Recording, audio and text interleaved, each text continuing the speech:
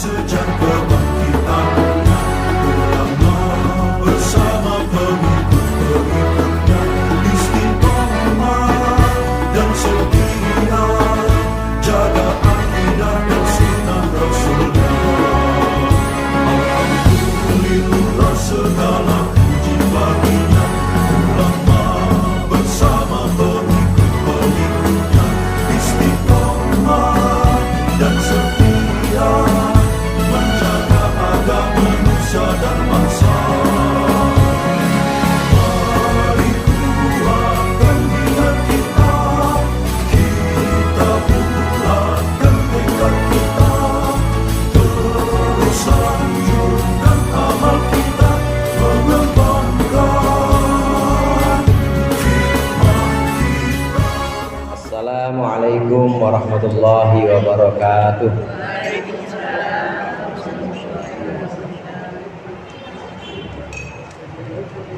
Al-Fatihah.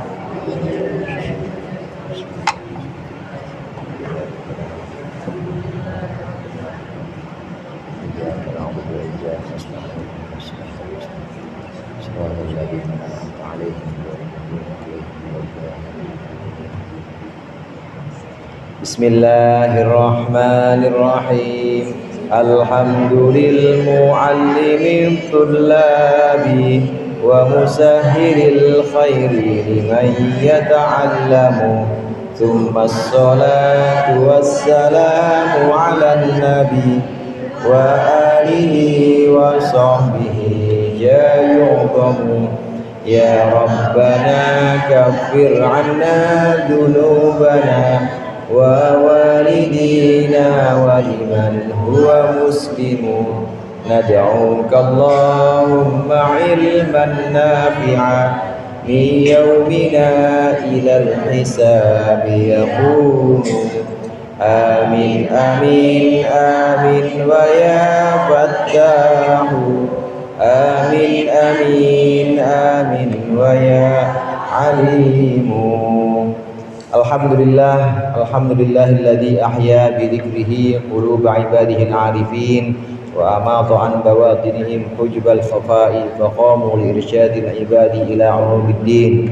Wassalatu wassalamu ala sayyidina Muhammadin wa ala alihi wa ashabihi sadatil aqwamin. Amma ba'd, fa inna ahsanal hadithi kitabullah wa khairul hadi hadi Muhammadin sallallahu alaihi wasallam wa syarrul umuri muhdatsatuha wa kullu muhdatsatin bid'ah wa kullu bid'atin dhalalah. Para ustadzah, ibu hajjah, segenap jamaah Majelis Talim Masjid Al-Abrar yang dirahmati oleh Allah dan berbahagia.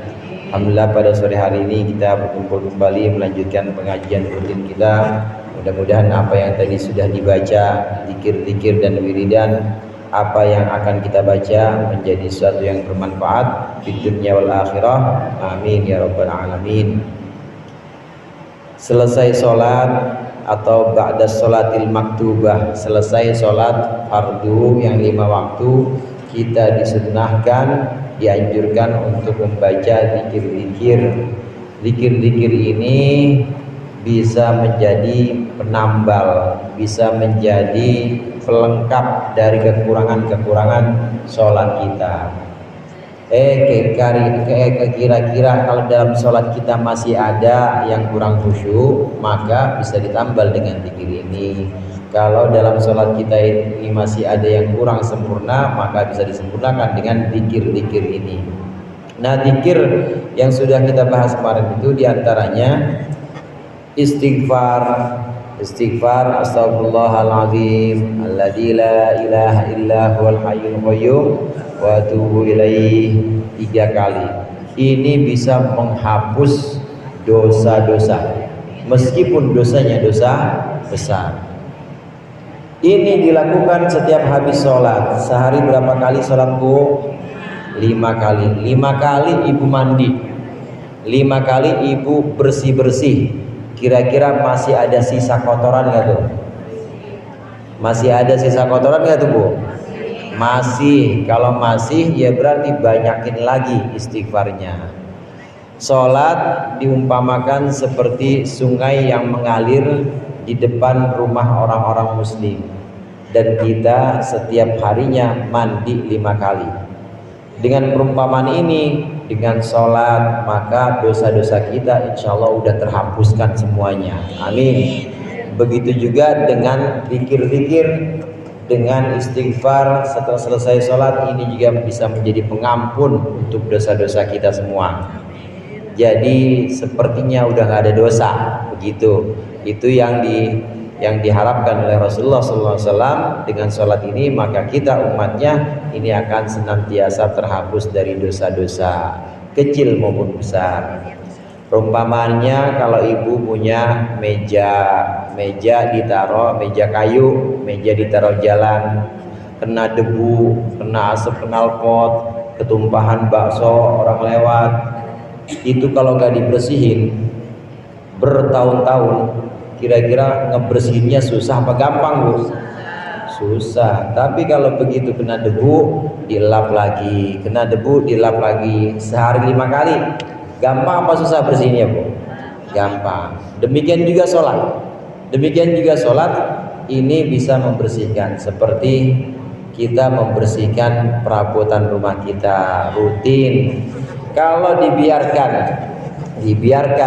lama, kemudian jadi noda, jadi kotor yang sulit dihilangkan, maka cara membersihkannya hanya dengan taubat. Hanya dengan apa, Bu? Taubat. Meja yang tadi jadi analogi atau jadi perumpamaan tadi, itu nggak bisa sekedar digosok aja, tapi harus dipelitur. Tahu pelitur, Bu? Tahu pelitur nggak? Harus dicat ulang. Harus dicat ulang. Udah kebangetan kotor, udah banyak nodanya, itu namanya taubat. Taubat itu seperti pelitur itu. Udah nggak bisa lagi dibersihkan biasa, harus dengan cat ulang. Demikian juga dosa-dosa kita. Kalau numpuk, kalau banyak berkali-kali kita nggak istighfar, kita nggak sholat, maka jadinya seperti noda, sulit dihilangkan, maka harus taubat. Tapi kalau kita rutin, setiap sholat gugur dosa kita. Begitu lagi ruku gedebuk, ada dosa 7 kilo jatuh. Begitu jadi lagi sujud, kemudian ada dosa, gugur lagi. Selesai sholat, kita istighfar, hilang lagi dosanya. Insya Allah itu gampang ngebersihinnya. Amin. Inilah yang dianjurkan agar kita selesai sholat membaca zikiran-zikiran, selain untuk menambal kekurangan kita dalam sholat, ini juga bisa untuk menghapuskan dosa-dosa kita. Pembahasan berikutnya masih dalam zikir-zikir setelah sholat di halaman 173. Wa muslimun, betul itu, Bu? Sama-sama kita baca. Bismillahirrahmanirrahim. Wa muslimun, kana Rasulullahi sallallahu alaihi wasallam idan sorofa min solatihi istaghfara salatan. Dan Imam Muslim meriwayatkan satu hadis bahwasannya Rasulullah sallallahu alaihi wasallam bersabda, bahwasannya Rasulullah sallallahu alaihi wasallam idan sorofa, ketika Rasulullah selesai min solatihi, dari salatnya, istaghfara, maka istighfar Rasulullah salatan 3 kali. Hadis dari sahabat namanya sahabat Thauban. Nah, kemudian ini diriwayatkan oleh Imam Muslim dan juga oleh Imam Al-Bazzar namanya. Nanti ada riwayat lengkap dari Imam Al-Bazzar. Selesai Rasulullah sholat, Rasulullah istighfar. Assalamualaikum warahmatullahi, Assalamualaikum warahmatullahi, Astagfirullahaladzim, alladzi la ilaha illa huwal hayyul qayyum wa atubu ilaih. 3 kali. 3 kali Rasulullah istighfar. Setelah itu baca apa? Waqala, dan berkata Rasulullah, membaca Rasulullah, Allahumma antas salam wa minkas salam wa ilaika ya'udus salam hayyina rabbana bisalam. Lengkapnya seperti itu. Tabarakta rabbana wa ta'ala ya dzal jalali wal ikram. La ilaha illallah wahdahu la syarikalah lahul mulku wa lahul hamdu wa huwa ala kulli syai'in qadir. Ini bacaan lengkapnya ada di situ. Bagaimana artinya? Allahumma ya Allah antas salam, engkaulah yang memberikan keselamatan, wa minkas salam, dan hanya dari engkaulah keselamatan. Tabarakta, maha berkah engkau ya dzal jalali wal ikram, wahai zat yang memiliki keagungan dan kemuliaan. La ilaha illallah wahdahu la syarikalah, tidak ada Tuhan selain Allah, hanya Allah saja, tidak ada sekutu baginya. Lahul mulku wa lahul hamdu, hanya bagi Allah lah kerajaan dan segala puji hanya bagi Allah. Wa huwa ala kulli syai'in qadir, dan Allah atas segala sesuatu itu kuasa. Ini doa yang sering kita baca. Selesai doa Allahumma antas salam, ibu baca antas salam apa lantas jalan? Kalau terburu-buru lantas jalan. Lantas jalan, lantas status, lantas chatting. Nah, ini doa antas salam, Allahumma antas salam, ini doa yang diajarkan oleh Rasulullah. Istilahnya ini adalah doa ma'thurah. Al-adiyah al-ma'thurah, atau doa-doa yang memang dari Rasulullah SAW. Dan Rasulullah mengajarkannya. Ada doa ma'thurah, ada doa ghair ma'thurah, doa yang tidak diajarkan oleh Rasulullah tapi diajarkan oleh para ulama. Ada seperti doa yang ada dalam susunan-susunan hizib misalnya, atau doa yang ada dalam susunan-susunan rotib misalnya. Sebagian itu ada yang diajarkan oleh ulama. Tapi kalau ini doa ma'thurah, ini doa yang memang diajarkan Rasulullah. Dan Rasulullah membacanya selesai sholat istighfar 3 kali, kemudian Rasulullah Allahumma antas salam wa minkas salam, tabarakta ya dzal jalali wal ikram, la ilaha illallah wahdahu la syarikalah, lahul mulku wa lahul hamdu yuhyi wa yumiitu wa huwa ala kulli syai'in qadir. Ini kita hayati dan kita renungkan. Allahumma antas salam, ya Allah engkaulah yang memberikan keselamatan dan engkaulah yang maha selamat. Artinya Allah itu maha selamat, artinya Allah tidak ada kekurangan, Bu. Tidak ada kekurangan. Kalau selamat di sini di zat Allah, pada zat Allah selamat di sini artinya Allah maha sempurna, tidak ada kekurangan sedikit pun. Beda dengan aku, ya Allah, aku sangat banyak kekurangannya. Waktu kita mengucapkan Allahumma antas salam wa minkas salam sambil dihayati, sambil direnungkan bahwa Allah adalah yang selamat dari segala kekurangan, yang selamat dari segala cacat. Allah yang selamat dari segala kekurangan, dan aku ya Allah hambamu yang banyak kekurangan. Karena banyak kekurangan ini, maka berikanlah aku keselamatan ya Allah. Karena kalau tidak engkau berikan keselamatan, pasti aku akan celaka. Itu maksud doa Allahumma antas salam. Dilanjutkan, tabarakta ya dzal jalali wal ikram, maha barokah engkau ya Allah, artinya maha barokah Allah yang menumbuhkan kebaikan-kebaikan pada semua hambanya. Tahu barokah, Bu?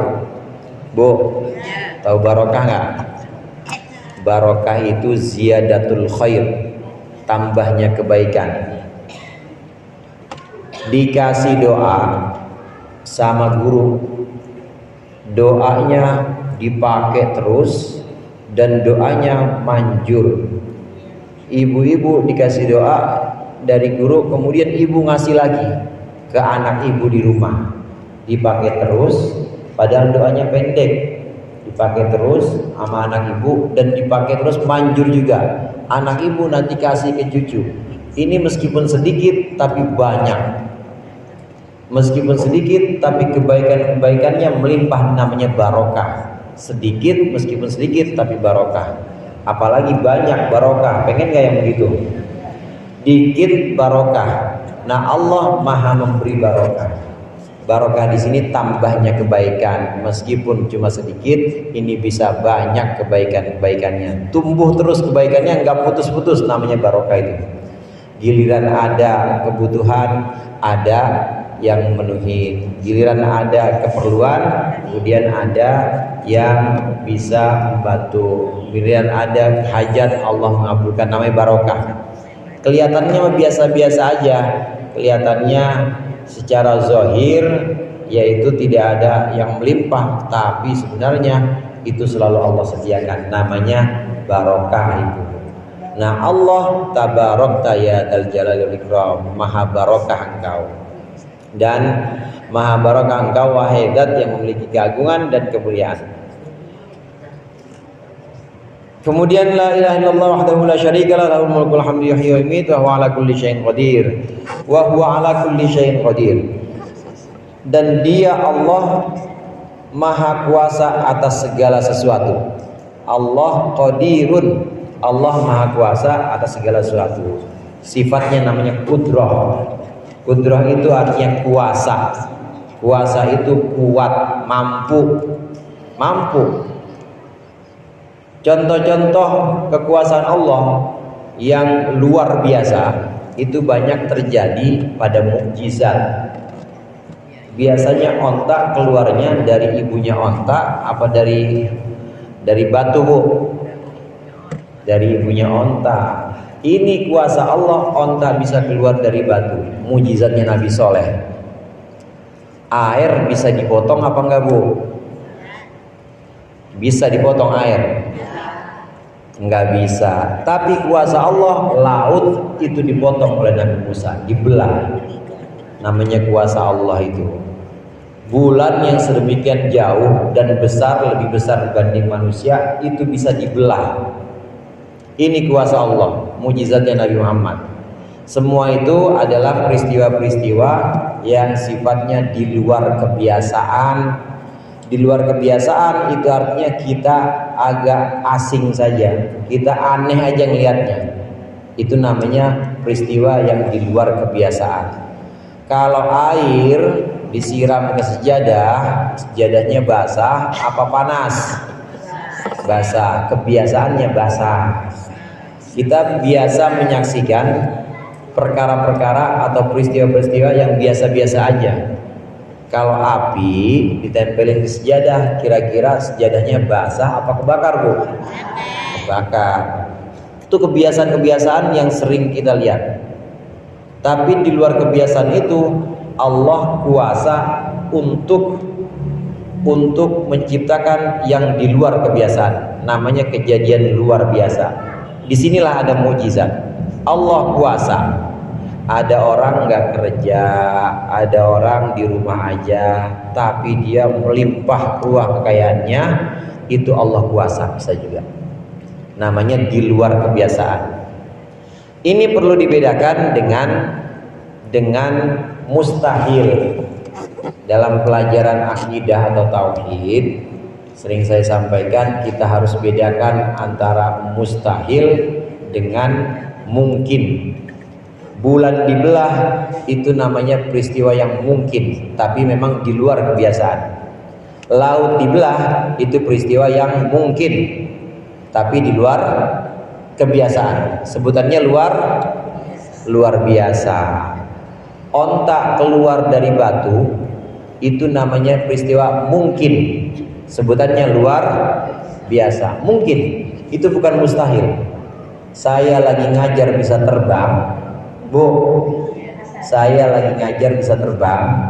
Ini namanya peristiwa yang mungkin, cuma di luar kebiasaan. Biasanya saya mah di atas sejadah aja udah. Tapi di luar kebiasaan saya bisa terbang. Itu peristiwa yang mungkin. Allah kuasa. Wa huwa ala kulli syai'in qadir. Allah kuasa untuk menciptakan peristiwa-peristiwa atau perkara-perkara yang mungkin. Seperti mukjizat yang luar biasa, yang di luar kebiasaan, itu Allah kuasa. Nah, sekarang kita bandingkan dengan mustahil. Harus kita bedakan antara mungkin dengan mustahil. Tadi Ibu bilang saya ngajar terbang mustahil ya? Bukan mustahil itu. Mungkin tapi luar biasa. Makanya ada wali-wali, ada kekasih-kekasih Allah, demikian juga ada nabi-nabi yang punya mukjizat. Itu peristiwa mungkin semua. Cuma akal kita jarang melihat, maka disebutnya di luar kebiasaan atau luar biasa. Mungkin semua itu. Bagaimana yang mustahil? Yang mustahil itu anak lahir ngeduluin bapaknya. Bu, anak lahir ngeduluin bapaknya, itu mustahil. Ada nggak? Nggak ada. Bukan Allah yang nggak mampu, tapi nggak ada emang. Nggak ada. Bukan Allah tidak mampu, tapi tidak ada. Kalau tidak ada ya tidak ada. Nah, Allah kuasa, Allah mampu, Allah kuat untuk menciptakan perkara-perkara yang mungkin. Bagaimana perkara yang mustahil? Yang mustahil nggak ada. Bukannya Allah nggak mampu, tapi nggak ada. Namanya anak lahir ngeduluin bapaknya, nggak ada emang. Kalau nggak ada, ya bukan Allah yang nggak mampu, emang nggak ada. Contoh lagi yang mustahil nih, Bu. Naik ke bawah, Bu. Pada ngantuk apa? Enggak, naik ke bawah semuanya. Naik ke bawah, ada nggak? Nggak ada. Itu namanya mustahil. Itu namanya mustahil. Beda sama tadi, saya terbang, bukan mustahil, tapi apa? Mungkin. Sebutannya luar biasa atau di luar kebiasaan. Tapi kalau naik ke bawah namanya mustahil namanya. Naik ke bawah namanya mustahil. Turun ke atas mustahil. Mustahil. Mustahil itu ada apa enggak? Enggak ada.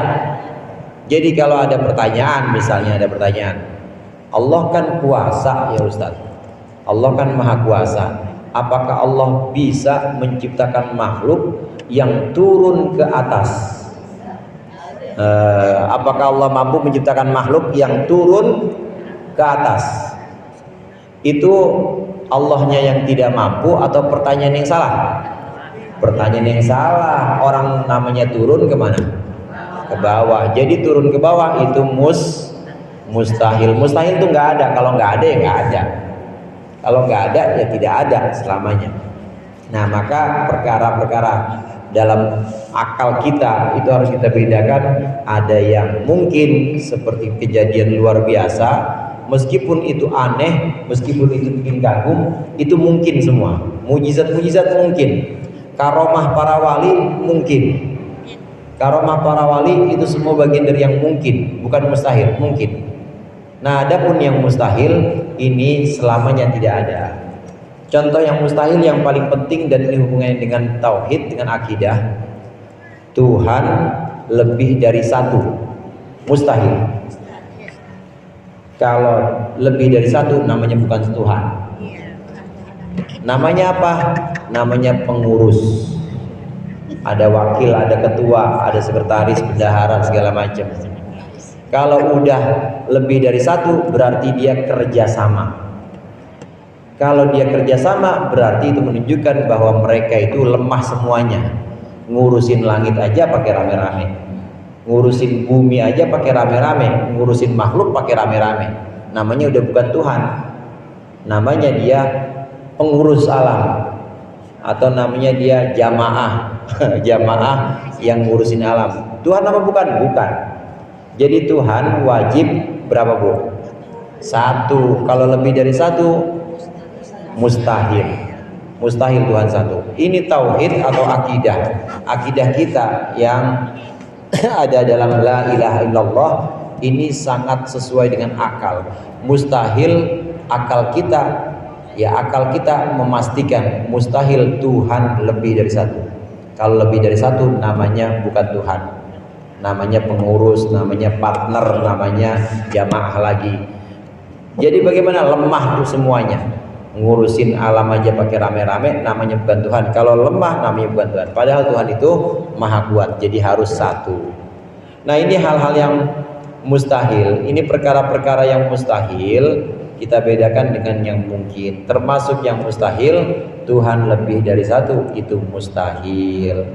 Naik ke bawah mustahil, turun ke atas mustahil, anak lahir ngedulin bapaknya mustahil. Itu yang mustahil begitu. Kalau karomah mujizat mungkin semuanya. Jadi ibu jangan heran kalau sewaktu-waktu saya bisa terbang. Ya, ada wali misalnya kemudian bisa ada di Mekah melihat jamaah haji, ada yang melihat ada wali padahal dia nggak pergi haji tapi ada di Mekah, karena itu peristiwa yang gampang gitu. Gampang, mudah di sisi Allah, itu sangat mudah. Itu adalah sesuatu yang mungkin, dan Allah ala kulli syai'in qadir. Allah wa huwa ala kulli syai'in qadir. Allah maha mampu atas segala sesuatu. Gampang di sisi Allah. Allahumma la mani'a lima a'taita. Ini juga sering kita baca dalam doa selesai sholat. Allahumma la mani'a lima a'taita. Ya Allah, tidak ada yang mencegah lima a'taita untuk yang engkau berikan. Wala mu'tiya lima mana'ata. Dan juga tidak ada yang bisa memberikan untuk perkara yang engkau cegah. Wala radda lima qadaita. Dan tidak ada yang bisa menolak bagi apa yang engkau tetapkan. La yanfa'u dzal jaddi minkal jaddu. Tidak akan bermanfaat atau tidak akan memberikan manfaat orang yang memiliki kemuliaan di sisimu terhadap orang yang memberikan kemuliaan, suatu kemuliaan. Wala haula wala quwwata illa billahil aliyyil azim. Tidak ada upaya dan tidak ada kekuatan kecuali dengan pertolongan Allah yang maha tinggi dan maha agung. La ilaha illallah wa la na'budu illa iyyah. Tidak ada Tuhan selain Allah dan kami tidak menyembah kecuali kepadanya. Lahun nikmatu, hanya milik Allah lah segala nikmat. Walahul fadlu, dan hanya milik Allah segala karunia. Walahus sana'ul hasanu, dan hanya milik Allah segala puji yang baik. La ilaha illallah mukhlishina lahuddin walau karihal kafirun. Tidak ada Tuhan selain Allah. Mukhlishina lahuddin, kami menyebutkan dalam keadaan ikhlas atau dalam keadaan memurnikan agama untuk Allah, memurnikan ketundukan untuk Allah. Walau karihal kafirun, meskipun orang-orang kafir itu tidak suka, meskipun orang-orang kafir benci. Ini doa juga yang dianjurkan dibaca selesai sholat. Allahumma la mani'a lima a'taita wa la mu'tiya lima mana'ta wa la radda lima qadaita, orang yang kau janjikan, dan seterusnya. Kita hayati dan kita renungkan. La mani'a lima a'taita, ya Allah, tidak ada yang bisa menghalangi jika engkau memberikan, dan tidak ada yang bisa memberikan jika engkau menghalangi. Kalau Allah sudah tetapkan kita bakal dapat rizki, nggak bakal bisa dihalangin oleh siapapun. Begitu juga kalau Allah tetapkan memang kita hari ini nggak dapat, maka tidak ada yang bisa menolong, tidak ada yang bisa menolak ketetapan Allah, ketentuan Allah. Jadi tidak bisa didikte, Allah tidak bisa diatur, terserah Allah. Itu yang sesungguhnya, yang sejatinya. Allah maha kuat, Allah maha menang, maha memaksa, maka Allah tidak terpengaruh oleh siapapun. Tidak ada yang bisa memberikan kalau Allah mencegah, dan tidak ada yang bisa mencegah kalau Allah mau memberikan. Begitu juga tidak ada yang bisa memberikan manfaat kepada siapapun orang-orang yang mulia, meskipun dia punya kemuliaan. Di sini al-jad di sini artinya kemuliaan, baik harta, jabatan, ilmu, termasuk juga nasab atau keturunan orang baik, dia kaya, tetap tidak akan bisa memberikan kemuliaan kecuali kalau Allah memang menetapkan kemuliaan kepada dia. Kemuliaan itu bukan sebab nasab, bukan sebab harta, bukan sebab kedudukan, bukan, tapi itu dari Allah. La haula wala quwata illa billahil aliyyil azim. Kiai-kiai kuno, kiai-kiai dulu kalau mengartikan la haula itu tidak ada kekuatan untuk menjauhi maksiat. Wala quwata, tidak ada kekuatan untuk melaksanakan taat illa billahil aliyyil azim, kecuali dengan Allah, dengan pertolongan Allah. Islam itu cuma ada dua, yaitu menjauhi larangan dan melaksanakan perintah. Cuma itu doang, Bu. Nah, kita bisa menjauhi larangan, la haula, tidak ada kekuatan untuk menjauhi maksiat, untuk menepis larangan-larangan, untuk menghindari keharaman-keharaman. Tidak ada kekuatan untuk itu kecuali dengan pertolongan Allah. Kita bisa di sini hadir, bisa ngaji, bisa sholat, wala quwwata, kekuatan untuk taat, bisa puasa, bisa sedekah, itu juga dengan pertolongan Allah. Jadi jangan mentang-mentang gua mah ngaji nggak pernah absen, gua mah dari Senin sampai Senin lagi ngaji terus. Nah, semata-mata kita bisa ngaji itu la quwwata illa billah. Tidak ada kekuatan untuk bisa ngaji, tidak ada kekuatan untuk bisa sholat, tidak ada kekuatan untuk bisa puasa, tidak ada kekuatan untuk bisa sedekah yang baik-baik, tidak ada kekuatan untuk bisa haji, tidak ada kekuatan untuk bisa umroh kecuali dengan pertolongan Allah. Itu la quwwata illa billah, kuat. Sebelumnya la haula, tidak ada upaya atau kekuatan menjauhi maksiat. Di sini kita dzikir, nggak ngomongin orang, tapi kita melakukan kebaikan. Jadi kita terhindar dari ghibah, terhindar dari maksiat, terhindar dari keharaman-keharaman, terhindar dari dosa-dosa.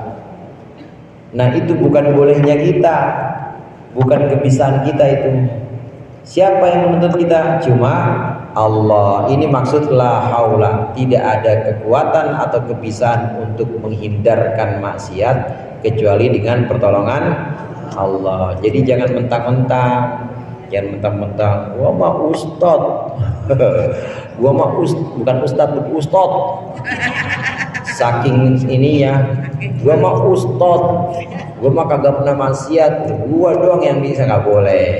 Nggak boleh seperti itu, karena bisa menjauhi maksiat, bisa terhindar dari keharaman-keharaman, bisa terhindar dari dosa-dosa, itu semata-mata karena bimbingan Allah. Ini kita balik lagi, kita balik kepada posisi kita bahwa kita tidak bisa apa-apa. La haula wala quwwata illa billah. Menjauhi maksiat kita nggak bisa kecuali dengan pertolongan Allah. Melaksanakan ibadah kita nggak bisa kecuali dengan pertolongan Allah. Nah, bacaan ini, bacaan la haula wala quwwata illa billahil aliyyil azim, la ilaha illallah, la na'budu illa iyyah, la ilaha iyyah, lahul ni'mah wa lahul fadlu wa lahul thanaul hasan. Ini dihayati, direnungkan artinya sambil kita baca, sambil menumbuhkan rasa tawadhu, menumbuhkan rasa rendah di hadapan Allah bahwa kita nggak bisa apa-apa. Supaya sholat kita ada bekasnya.